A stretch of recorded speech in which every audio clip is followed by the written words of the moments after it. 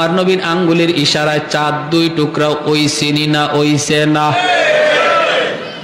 ভাইরা আমার, এজন্য বলতেছিলাম আল্লাহ নবী বলতেছে আমি জানি না কোথায় যাব, কোন দিকে যাব, জানেন আমার আল্লাহ জানে। আমার উটনি মায়ার নবী উটের পিঠে উঠে গেলেন। সাহাবায়ে কেরাম, মদিনার মানুষ যাদেরকে আনসার বলা হয়, নবীর সাথে যারা মক্কা থেকে মদিনায় হিজরত করেছে তাদেরকে মুহাজির বলা হয়। আর মদিনার মানুষ যারা নবীকে সাহায্য করেছে তাদেরকে আনসার বলা হয়। আনসার শব্দের অর্থই হলো সাহায্যকারী। তারা সাহায্য করেছেন, জায়গা দিয়েছেন, ঘর দিয়েছেন, টাকা দিয়েছেন, সব দিক দিয়ে সহযোগিতা করেছেন, বিদায় তাদের নাম হলো আনসার। সবাই যায়, যান না শুধু একজন। তিনি কে? আবু আইয়ুব আনসারী। তিনি তো ওই ঘরটা শুধু মুছামুছি করতেছেন, পরিষ্কার করতেছেন। আমার নবীর উটনি একে একে নবীকে নিয়ে চলতে লাগলো। সামনে একজনের বাড়ি পড়ে, ওই বাড়িওয়ালা মনের ভিতরে বড় আশা নিয়ে বসা থাকে, ও মালিক, তোমার বন্ধুর উটনিটা যদি আমার বাড়ির সামনে একটু বসতো, হায় রে, যদি আমার বাড়ির সামনে উটনিটা একটু বসতো। কিন্তু না, বাড়িটা পাস করে যখন উটনিটা চলে যায় সে নিরাশ হয়ে যায়। সামনের বাড়িওয়ালা বুক ভরা আশা নিয়ে আবার বসা থাকে, মনে হয় আমার বাড়িতে উটনিটা বসবে, তার বাড়িতে উটনিটা বসলো না। আগাইতেছে মক্কা মদিনার অলি গলি দিয়ে উটনিটা যায়। কেউ তারে রাস্তা চিনায় দেওয়া লাগতেছে না, যেন উটনি মদিনার সব রাস্তা চিনে। এইভাবে উটনিটা মায়ার নবীকে নিয়ে ঘুরতেছে। ঘুরতে ওই সেই বাড়ি, যেই বাড়ি নবীর জন্মের 1000 বছর আগে ঘর বানায়া গেল। ইয়ামেনের বাদশা তুব্বাই আউয়াল হিময়ারি মসজিদে নববীর পাশে ওই ঘরের সামনে নবীর উটনিটা গেল। ওই জায়গায় আবু আইয়ুব আনসারীর হাতে হলো চিঠি আর চাবি। ওখানে যাইয়া উটনিটা মায়ার নবীকে নিয়ে বসে গেল। আল্লাহু আকবার। আবু আইয়ুব আনসারী, আমার নবী, রহমতের নবী, মায়ার নবী ডাক দেয়া বলতেছেন, আবু আইয়ুব,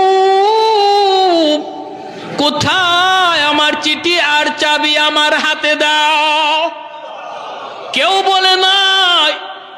ওই সময় মদিনার মানুষ, নবীর সাথে হিজরতকারী আবু বকর, কেউ জানে না এই চিঠির ইতিহাস কি, চাবির ইতিহাস কি। আল্লাহ নবী দেয়া বলতেছেন, আবু আইয়ুব, কোথায় আমি নবীর চিঠি আর চাবি? তোমার কাছে আমানত, আমার আমানত আমার হাতে বুঝায় দাও। আবু আইয়ুব আনসারী চোখের পানিটা মুছে আর কয়, নবী গো, আমি ভালো করে জানতাম গো নবী, আপনাকে আমার আল্লাহ সব জানায় দিবে, আর আপনি ঠিকই আমার খুঁজেই পর্যন্ত পৌঁছে যাবেন। আমি তো কুবা বোঝাইতে পারতাম, যাই নাই। আমি আপনার ঘরটা মুছামুছি করতেছি গো আল্লাহর নবী। মায়ার নবী চিঠিটা আর চাবিটা হাতে নিয়েছেন। হাতে নিয়ে মায়ার নবী চিঠিটা খুললেন। চিঠিটা খোলার পরে নবী দেখেন লিখছে তুব্বাই আউয়াল হিময়ারি, নবীর জন্মের 1000 বছর আগের চিঠি। এই চিঠিতে ইয়ামেনের বাদশা লেখছে, ওগো মায়ার নবী, রহমতের নবী, সরওয়ারে দু জাহান, সাইয়্যিদুল মুরসালিন, নবী গো, সফরে বের হয়ে আপনার মদিনাতুল মুনাওয়ারার সন্ধান পেয়ে গেছি। আমার 400 জন আলেম মদিনায় রয়ে গেছি, ওদের কবর হবে আপনার কবরের পাশে। মন চাইছিল আমিও থাকতাম, কিন্তু পারলাম না। আমি বাদশাহ হয়ে ইয়ামেন ফিরে গেলাম। ওগো নবীজি, আমি আপনার জন্য একটা ছোট্ট হাদিয়া রেখে গেলাম গো নবী, একটা ছোট্ট কামরা। মদিনায় যেদিন আপনি হিজরত করে আসবেন, আপনি ওই কামরার মধ্যে আগে ঢুকবেন। এই ঘরের মালিক হলেন আপনি। আমি আপনার উপরে আপনার জন্মের 1000 বছর আগে ঈমান আনলাম। জন্মের 1000 বছর আগে ঈমান আনলো ইয়ামেনের বাদশাহ তুব্বাই আউয়াল হিময়ারি। ভাইরা আমার, জন্য বলতেছি, আমার নবীর সম্মানের কথা কি বলবো, সারা রাত বললেও শেষ হবে না। মায়ার নবী, দয়ার নবী জন্মগ্রহণ করলেন। নবী জন্মগ্রহণ করলেন, মক্কার পাশ থেকে মানুষজন, মহিলারা বাচ্চা নেওয়ার জন্য আসতেছে লাইন ধরে। নবীর দুধমা হালিমা সাদিয়া, তিনিও আসতেছেন লাইন ধরে। বান্ধবীদের সাথে হালিমা সাদিয়ার উটনিটা কোনোভাবেই সাথে পাল্লা দিয়া পারে না, কারণ হালিমা সাদিয়ার উটনিটা বড় দুর্বল। আল্লাহর নবী, রহমতের নবী, মার কুলে জন্মের আগেই তো নবী বাবা হারাইলেন। আমার নবী তো এতিম। হালিমা সাদিয়া বান্ধবীদের সাথে পাল্লা দিয়া পারলেন না, ওরা আগে চলে আসলো, কারণ উট ছিল তার বড় দুর্বল, হাঁটতে পারে না। বান্ধবীরা আগে আইসা একে একে ভালো ভালো ঘর থেকে বাচ্চাগুলি টাকার বিনিময়ে নিয়ে গেল। আমার নবীর দরজার সামনে যা হাজির হয়, হাজির হয়ে কয় বাচ্চা আসেনি? নবীর মা আমেনা কয় আছে তো। কয় বাবা আসেনি? নবীর আম্মা চোখের পানিটা মুছে আর কয় না, আমার সন্তানের বাবা নাই, আমার সন্তান মোহাম্মদ ইয়েতিম, আমার সন্তান আব্বা কইয়া ডাক দিতে পারে না। বাবা ডাক দেওয়ার ভিতরে কত মজা আমার নবী জানে না, আব্বু ডাকটার মধ্যে কত মজা আমার নবী জানেন না। কয় না না, এতিম সন্তান নেওয়া যাবে না, নাইলে আমরা বকশিশ বেশি পাবো না। মহিলারা একে একে চলে গেল, কেউ নবীকে নিল না। হালিমা সাদিয়া সবার পরে মক্কায় ঢুকলেন। সবাই তো ভালো ভালো ঘর থেকে বাচ্চা নিয়ে গেছে। হালিমা সাদিয়ার ভাগ্য আমার নবীর দরজায় তারে নিয়ে আসছে। হালিমা সাদিয়া দরজার সামনে আইসা বলতেছে, বাচ্চা আসেনি? নবীর আম্মা কাঁদেন আর বলেন, আমার সন্তানের তো বাবা নাই। আছে তো বাচ্চা, বাবা নাই, এতিম, তুমি নিবানি। হালিমা সাদিয়া দরজার বাহির থেকে বলতেছে, দরজাটা একটু খুলো, তোমার মানিকের চেহারাটা এক নজর দেখাও, এরপরে সিদ্ধান্ত নিব আমি নিব কি নিব না। দরজাটা খোলার পর আমার নবীর চেহারাটা দেখা মাত্রই হালিমা সাদিয়া আল্লাহু আকবার বলে আওয়াজ দিয়া উঠলেন। আল্লাহু আকবার। হালিমা সাদিয়া কই গো আমেনা, আমি হালিমা জীবনে কত সুন্দর সন্তান দেখেছি, এত সুন্দর বালক আমি জীবনে কোনোদিন দেখি নাই। আমেনা বলতেছে, তুমি কেমনে দেখবা, আমিও তো দেখি নাই। আল্লাহ পাক কয়, জিব্রাইল রে, হালিমাও বুঝি আমার বন্ধুর মতো দেখে নাই, মায়ও বুঝি আমার বন্ধুর মতো কাউরে দেখে নাই, তুমি জিব্রাইলে দেখছো নি? জিব্রাইল কয়, আল্লাহ পৃথিবীর পূর্ব থেকে পশ্চিম, উত্তর থেকে দক্ষিণ, তামাম দুনিয়া আমি জিব্রাইল সফর করেছি। কসম খোদার মালিক, তোমার বন্ধুর মতো দ্বিতীয় আরেকজন সুন্দর আমি পৃথিবীর কোথাও পাই না। আল্লাহ পাক কয়, জিব্রাইল তুমি কেমনে দেখবা, আমিনা কেমনে দেখবে, হালিমাও কেমনে দেখবে? আমি আল্লাহ কি বলি শুনো, আমি তো খালিক, আমি তো মালিক, আমি তো মানুষ বানাই। আমি আল্লাহ বলতেছি, আমার বন্ধুর মতো দ্বিতীয় আরেকজন পৃথিবীতে আমি অতীতে বানাই নাই, ভবিষ্যতেও বানাবো না।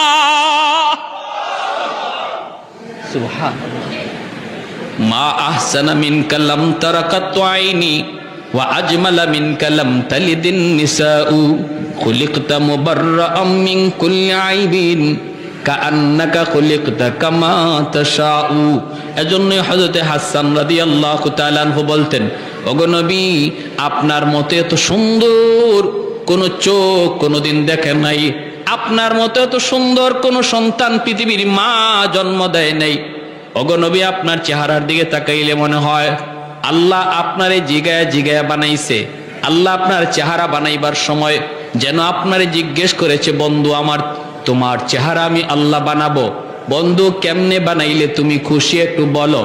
ওগো নবীজি, আপনার চোখ বানানোর সময় যেন আল্লাহ আপনাকে জিজ্ঞেস করেছে, বন্ধু কেমন চোখ তোমারে দিলে তুমি খুশি হও।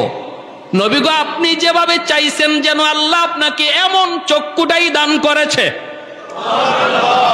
আপনার প্রতিটা অঙ্গের দিকে তাকাইলে মনে হয় আপনার মর্জি মতো আল্লাহ আপনারে বানাইছে, আর আমাদেরকে বানাইছে আল্লাহ তার নিজের মর্জি মতো, আর আপনারে বানাইছে যেন আল্লাহ আপনার মর্জি মতো। আমারে আপনারে যদি আল্লাহ কইতো, আমি আব্দুর রহিম আব্দুল করিম, তোমার চোখ কেমনে বানাবো, তোমার চোখটা কেমনে বানাইলে তুমি খুশি, আপনি তখন কি কইতেন? আমি হইলে কইতাম, আল্লাহ হরিণের মতো ডাগর ডাগর চোখ। না, বিভিন্ন কবিরা দেখবেন কবিতার মধ্যে তার প্রেমিকার কত গল্প করে, কত প্রশংসা করে, করতে করতে জানো আমার মাহবুবার চোখটা কেমন ছিল, হরিণীর মতো ডাগর ডাগর চোখ, তারপরে নাকটা ছিল খুব ধারালো, চুলগুলি ছিল এমন, তারপরে এমন কত প্রশংসা চেহারার। হযরত হাসান রাদিয়াল্লাহু তাআলা নবীজির একজন প্রসিদ্ধ সাহাবী, তিনি বহুত বড় কবি ছিলেন। তিনি বলতেছেন খুলিকতা মুবাররাআম মিন কুল্লি আইবিন কাআন্নাকা খুলিকতা কামা তাশাউ। এতটা নিখুঁতভাবে আল্লাহ আপনারে বানাইছে গো নবী, আপনার দিকে তাকাইলে মনে হয় আপনার মর্জি মতো আল্লাহ আপনারে বানাইছে। যেটা যেভাবে বানাইতে কইছেন আল্লাহরে, আল্লাহ যেন এইভাবে আপনারে বানাই দিছে। সুবহানাল্লাহ। এজন্য আল্লাহ বলে, জিব্রাইল আমার বন্ধুর মতো সুন্দর আরেকজন পাইবা কোত্থেকে? আমি বানাইলে তো পাইবা, আমি তো বানাই নাই, আমি আল্লাহ তো বানাই নাই, পাবা কোত্থেকে? সুবহানাল্লাহ। এজন্য নবীকে কোলে নিয়ে হালিমা সাদিয়া উটের পিটাইয়া বসছেন, আমার কিচ্ছু লাগবো না, আমি এই বাচ্চা লয়ে যাই। চেহারায় কয় অনেক কিছু, চেহারায় কয় বহুত নিয়ামত, চেহারায় কয় বহুত বরকতি বাচ্চা, বহুত বরকতি বাচ্চা। হালিমা সাদিয়ার স্বামী উটের পিঠে বসা, গিয়ে নিয়ে উঠছে পরে হালিমা সাদিয়ার স্বামী বলতেছে, হালিমা গো কিছু পাইছো? হালিমা সাদিয়া বলতেছেন, স্বামী গো চেহারা দেখো, কিছু না, চেহারায় মনে হয় আমরা সব পায়া গেছি, চেহারায় বোঝা যায় আমরা সব পায়া গেছি। আল্লাহ নবীকে কোলে নিয়ে হালিমা সাদিয়া উটের পিছে বসছেন, আর সামনে বসছেন তার স্বামী। এবার স্বামী উটকে পিটাইতেছেন। খাসাইসুল কুবরা নামক কিতাবের ভিতরে লিখেন আল্লামা জালালউদ্দিন সুয়ুতি রহমতুল্লাহ গেলে, পিঠে চাবুক দিছেন উটরে, চল বাড়ি যাব, বাচ্চা তো পেয়ে গেছে। উট নড়ে না, চড়ে না, লড়েও না, পিঠা খায় উটে, কথা কয় না, আরো পিঠায় উট নড়ে না, চড়ে না। এইবার হালিমা সাদিয়া অবাক, স্বামী অবাক, ঘটনা কি? উট নড়ে না, চড়ে না, বসছে যে আর উঠেই না। এইবার উট আল্লাহর কাছে তার জবান চায়, জবান উঠে আল্লাহর কাছে জবান চায়, মালিক আমি তো হায়বান, তুমি আমার জবান দেও নাই, এতে আমার কোনো বাধা নাই, আপত্তি নাই, কোনো অভিযোগ নাই, মালিক তোমার মর্জি, কিন্তু আল্লাহ এই মুহূর্তে আমার একটু জবান খুলে দাও, আমি আমার মালিকের সাথে একটু কথা বলবো। কেন আমি উট হাঁটতেছি না, নড়তেছি না? সাথে সাথে আল্লাহ উটের জবান খুলে দিয়েছে। উট ডাক দেয়া কয়, মালিক আমারে যতই মারো, যতই পিটাও, আমি কিন্তু নড়ব না, হাঁটব না, কারণ তোমার পিছনে যে বসছে, তোমার বিবি যারে কুলে নিয়ে বসছে, তুমি তারে না চিনলেও আমি উট তারে চিনে ফেলেছি, আমি উট তারে চিনে ফেলেছি। ইনি রহমতের নবী সাইয়্যিদুল মুরসালিন, ওনার খাতিরে আল্লাহ কায়নাত বানাইছে, আমারে বানাইছে, তোমারে বানাইছে। ওই রহমতের নবী যদি তোমার পিছনে বসে, বেয়াদবি হয়, বেয়াদবি হয়। আমার রহমতের নবীর আগে বসাও, তুমি পিছনে যাও, আমাকে মারা লাগবে না, আঘাত করা লাগবে না, আমি দ্রুত দৌড়াইতে থাকব। হালিমা সাদিয়ার স্বামী ডাক দিয়া কয়, হালিমা গো কারে লই আইছো? উঠে যারে চিনে, ও হালিমা তুমি সামনে আসো। হালিমা সাদিয়া আমার নবীকে নিয়ে সামনে আইসা বসলেন, স্বামী পিছনে বসছে, উট আস্তে করে দাঁড়ায় গেছে। এইবার উঠে ডাক দিয়ে কই, মালিক একটা আবদার করি, আমার রহমতের নবী যেখানে যার উপরে চড়বে সেই পৃথিবীর শ্রেষ্ঠ হয়ে যাবে।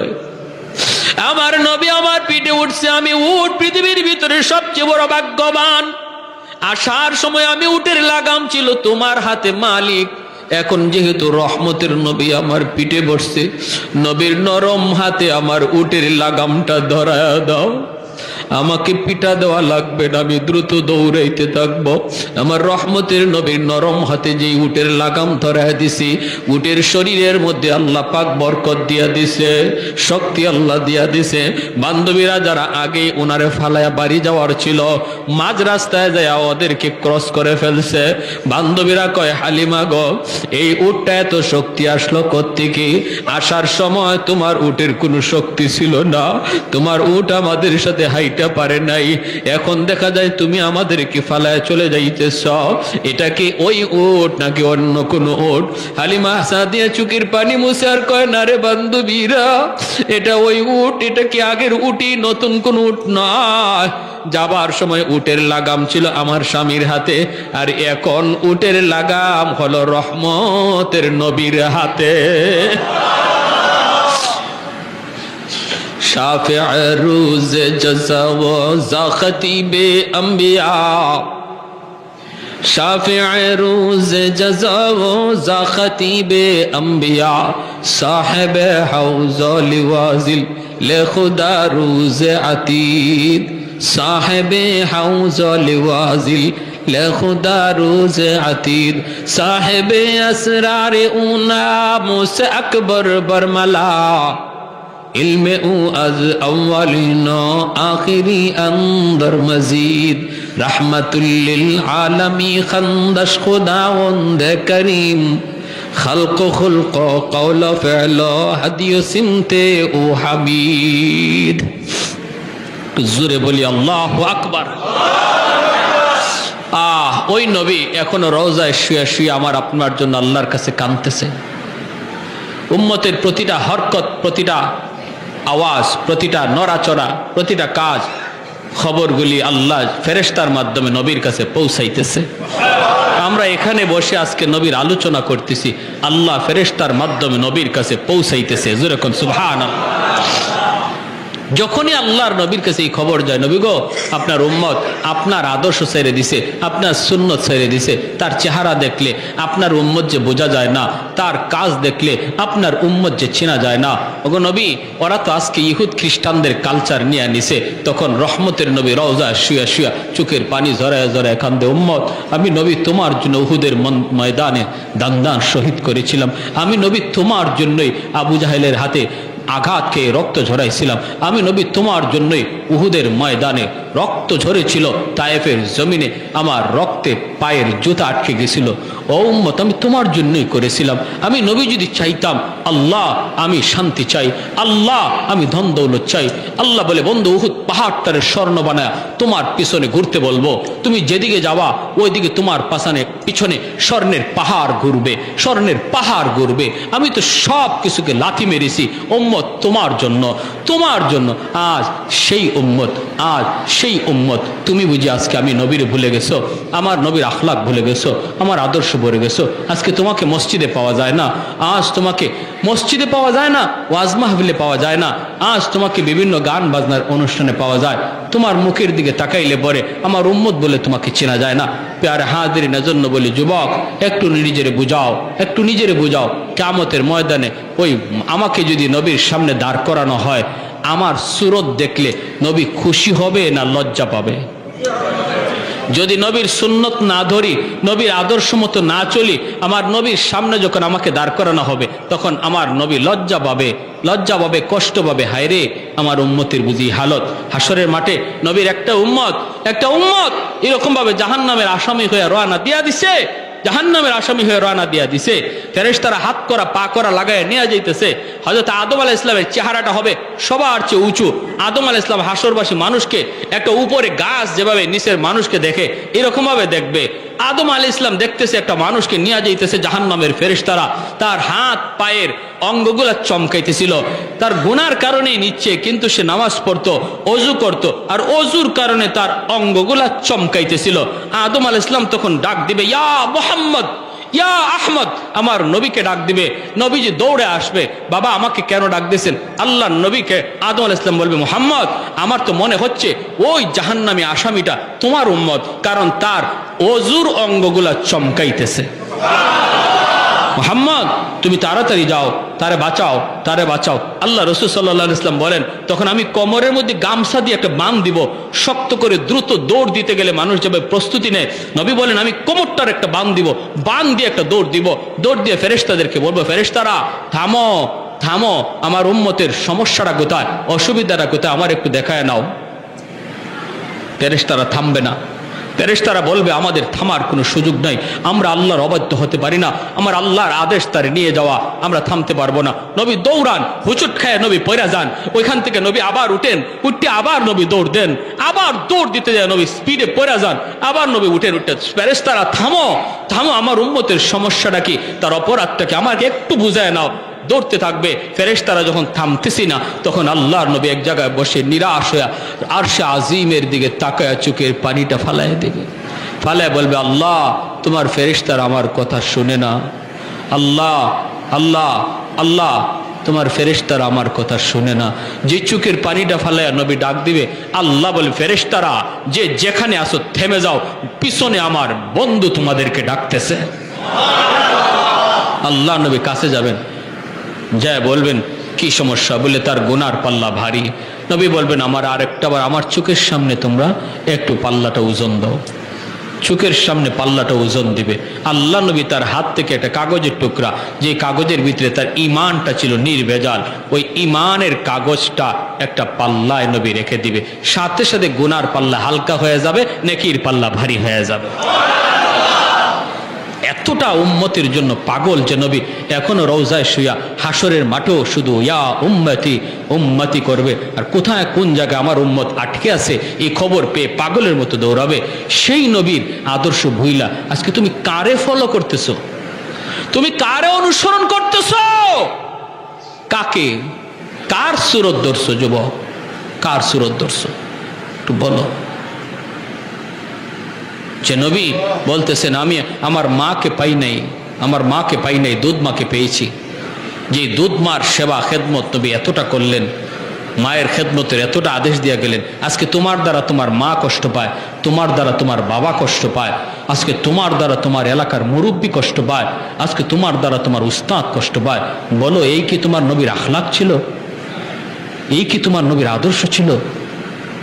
প্রতি বছর রবিউল আউয়াল এসে তোমাকে কি সবক দিয়ে যায়, আমাকে কি সবক দিয়ে যায়? সবক দিয়ে যায় আমার গোটা জিন্দিগিটা যেন নবীর আদর্শে হয়। আমার নামাজের কিবলা হবে বাইতুল্লাহ, আর জীবনের কিবলা হবে মুহাম্মাদুর রাসূলুল্লাহ। নামাজের কিবলা বলেন, আমার সাথে মুখস্থ করেন, নামাজের কিবলা বাইতুল্লাহ, জীবনের কিবলা মুহাম্মাদুর রাসূলুল্লাহ। তার মানে আমার জিন্দিগিতে যা কিছু আমি করব, খাবো এটাও নবীর তরিকায়, ঘুমাবো নবীর তরিকায়, হাঁটবো নবীর তরিকায়, হাসবো নবীর তরিকায়, ব্যবসা করব আমার নবীর তরিকায়, চাকরি করব নবীর তরিকায়, বাবা হিসাবে ঘর শাসন করব নবীর তরিকায়, সন্তান হিসাবে চলবো নবীর তরিকায়। কারণ আমার নবী বাবাও ছিলেন, সন্তানও ছিলেন। এমন কোন পৃথিবীর সেক্টর নাই যে জায়গাটাতে আমার নবীর আখলাক আর আদর্শ খুঁজে পাওয়া যাবে না। তুমি রাখাল হও, সেখানে দেখবা মরুর দুলাল আমার নবী, রহমতের নবী, তিনি ছাগল রাখালি করছেন, তোমার কাছে নবীর আদর্শ রয়েছে। তুমি ব্যবসায়ী হও, দেখবা শাম সিরিয়ার ব্যবসায়ী মুহাম্মদুর রাসূলুল্লাহ তোমার জন্য ব্যবসায় আদর্শ রেখে গেছেন। তুমি চাকুরিজীবী হও, দেখবা আম্মাজান খাদিজাতুল কুবরা রাদিয়াল্লাহু তাআলা আনহার ব্যবসার চাকুরি করেছেন, সেখানে তোমার জন্য আখলাক রেখে গেছেন। তুমি বাবা হও, দেখবা খাতুনে জান্নাত ফাতেমা রাদিয়াল্লাহু তাআলা আনহার বাবা হিসাবে বাবার আদর্শ রেখে গেছেন। তুমি সন্তান হও, দেখবা মুহাম্মদুর রাসূলুল্লাহ আব্দুল্লাহর বেটা হয়া তিনি আদর্শ তোমার জন্য রেখে গেছেন। সমাজের একজন লোক হও, দেখবা হিলফুল ফুজুল নামের সংগঠন তৈরি করে সমাজ সংস্কারের আন্দোলন আমার নবী তোমাকে শিখায় গেছেন। কোথায় তুমি জানতে চাও, কি শিখতে চাও? এমন সেক্টর নাই যেখানে আমার নবীকে খুঁজে পাবা না। তারপরেও পুরা কপাল তোমার আমার, পুরা কপাল তোমার আমার। যদি আমরা এই জায়গা ভুলে থাকি, এই সমস্ত দিক থেকে নিজে অবহেলায় থাকি, এটা আমার কপাল পুরলো, আর কেউর কপাল পুরলো না, আমি নিজেই কপাল পুরা হলাম। আল্লাহ আমাদের সবাইকে এই মাসকে সামনে রেখে গোটা জিন্দিগিটা, বিশেষ করে আজকে যদি এতটুকু ওয়াদা করি যে আমি আমার নবীর জীবনের সবচেয়ে বড় আদত যেটা 5 ওয়াক্ত নামাজ জামাতে পড়া, যে নবী অসুস্থ হয়েও মসজিদে জামাতে এসেছেন সাহাবীদের কাঁধে ভর দিয়া, আমরা যারা আজকে এখানে বসলাম এতটুকু সবক যদি এখান থেকে নেই যে হুজুর নিয়ত করলাম মৌতের আগ পর্যন্ত আমার নবীর কলিজা আর ব্যথা দেব না, আমি কষ্ট হলো মসজিদে জামাতে আসব, জামাতটা সাল্লে আমার নবীর কলিজায় ব্যথা পায়। নবী যখন দেখছেন হুজরা থেকে আবু বকর সিদ্দিকের ইমামতিতে নামাজ চলছে, জামাত চলছে, হুজরা থেকে নবীজি তাকে মুস্কি হাসছেন আর বলছেন আল্লাহ তুমি আমার উম্মতকে কবুল করো, আমার উম্মতের গোটা জিন্দিগি যেন এইভাবে নামাজের কাতারে কেটে যায়। জোরে কোন সুবহানাল্লাহ। কারা কারা নিয়ত করতে পারি 5 ওয়াক্ত জামাতে পড়ার? আল্লাহ প্রতিটা হাতকে তুমি কবুল করো।